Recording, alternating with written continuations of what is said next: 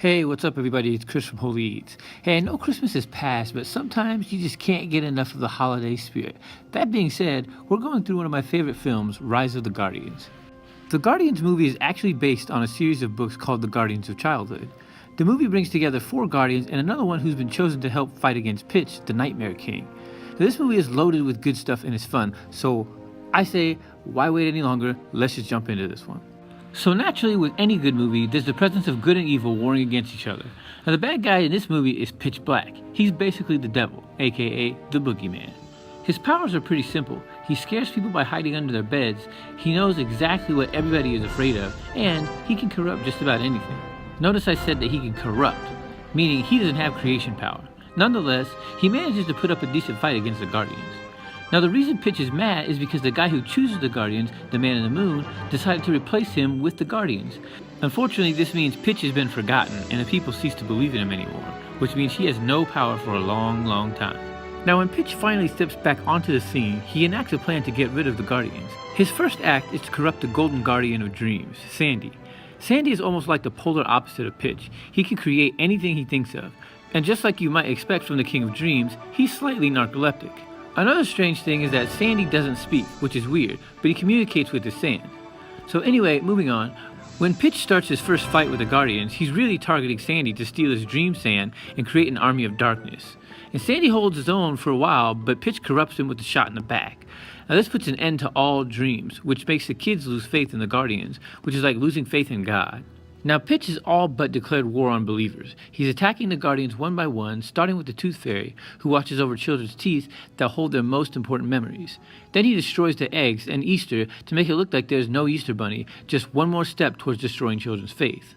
Then last, but certainly not least, he puts an end to Christmas, and all the children's lights all go out except for one. Essentially, there will be a series of things that happen during the end times. This includes the power of the holy people being broken. Now in the movie, the Guardians have no power in the end, and they're left defenseless against Pitch.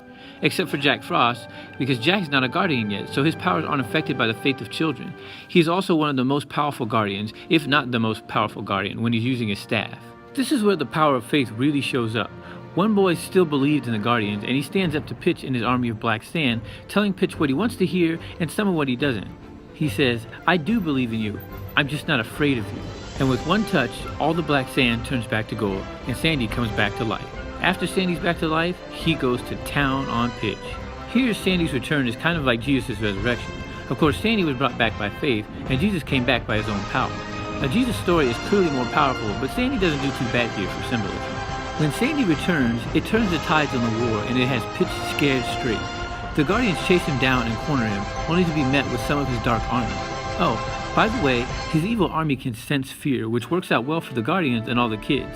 In the end, Pitch's fear is so high that his own army drags him back down to the basement, right underneath the bed he so loves to creep under. And naturally you know there's some symbolism here. In Daniel chapter 11, verses 14 through 19, it tells of a king from the north who will wage war against the south. The king's army is supposed to be so strong that nobody in the south can stand against it. But it also says that a commander will put an end to his insolence and turn it back on him, and he will return to his own country, but will stumble and fall to be seen no more. This is almost exactly what Jack Frost and the rest of the Guardians do to Pitch. Pitch gets dragged back to a place that he calls home.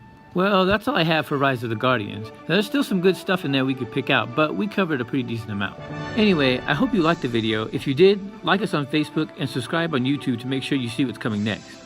Alright guys, thanks again for watching. I'll see you soon, but until next time, keep Christ first.